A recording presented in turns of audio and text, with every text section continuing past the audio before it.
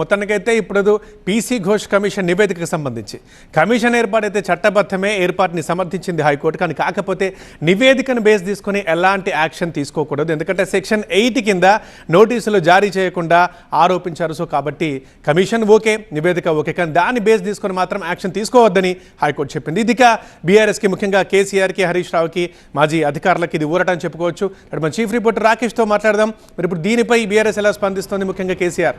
రాకేష్, ఏంటి మొత్తానికి అనుకున్నట్టుగా ఊరట దొరికినట్టే మనకు కనిపిస్తోంది. So BRS ఏమంటోంది? బీఆర్ఎస్ మొదటి నుంచి కూడా చెప్తుంది సెక్షన్ 8 ప్రకారం విచారణ జరగలేదు, కమిషన్ యాక్ట్ జరగలేదు అని చెప్పి. అసలు సెక్షన్ 8 ఏంటి, సెక్షన్ 8B ఏం చెప్తుంది అనేది ఒకసారి చూద్దాము. సెక్షన్ B8 కమిషన్ ఆఫ్ ఎంక్వైరీస్కి సంబంధించినటువంటి యాక్ట్. ఇది 1952లో దీన్ని తీసుకొచ్చారు.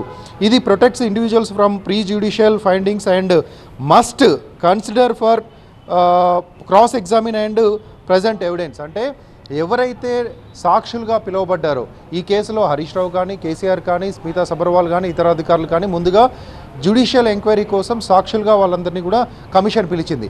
పిలిచిన తర్వాత వాళ్ళు ఎవిడెన్స్ సబ్మిట్ చేయడానికి వాళ్ళకి అవకాశం ఇవ్వాలి సెక్షన్ క్లాస్ B ప్రకారం.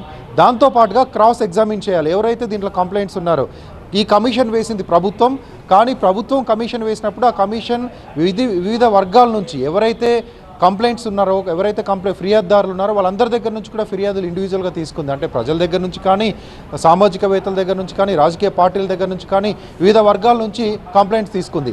సో ఇక్కడ సెక్షన్ 8B ఏం చెప్తుందంటే, అందులో ఉన్నటువంటి ఎవరైతే కంప్లైంట్స్ ఇచ్చినటువంటి ఫిర్యాదుదారులు ఉన్నారో వాళ్ళని, ఎవరైతే సాక్షులుగా పిలిచి నిందితులుగా చేర్చారో వాళ్ళని ఇద్దరిని కూడా ఖచ్చితంగా ఎదురుగా నిలబెట్టి క్రాస్ ఎగ్జామిన్ చేయాల్సినటువంటి అవసరం ఉంటుంది.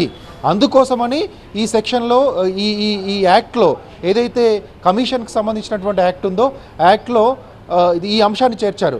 ఖచ్చితంగా ఇద్దరిని క్రాస్ ఎగ్జామిన్ చేయాలని బీఆర్ఎస్ ఎప్పటి నుంచో చెప్తుంది. మాకు అవకాశం ఇవ్వలేదు, మేము అడిగాము, మా అడ్వకేట్లు అడిగారు, ఎవరైతే ఫిర్యాదుదారులారో వాళ్ళతో క్రాస్ ఎగ్జామిన్ చేసి మా ఇద్దరి వాదనలు వింటే కానీ ఈ నివేదిక చెల్లదు అంటూ ముందు నుంచి చెప్తుంది. అదే ఈరోజు కోర్టు కూడా చెప్పింది. రైట్ రాకేష్, అది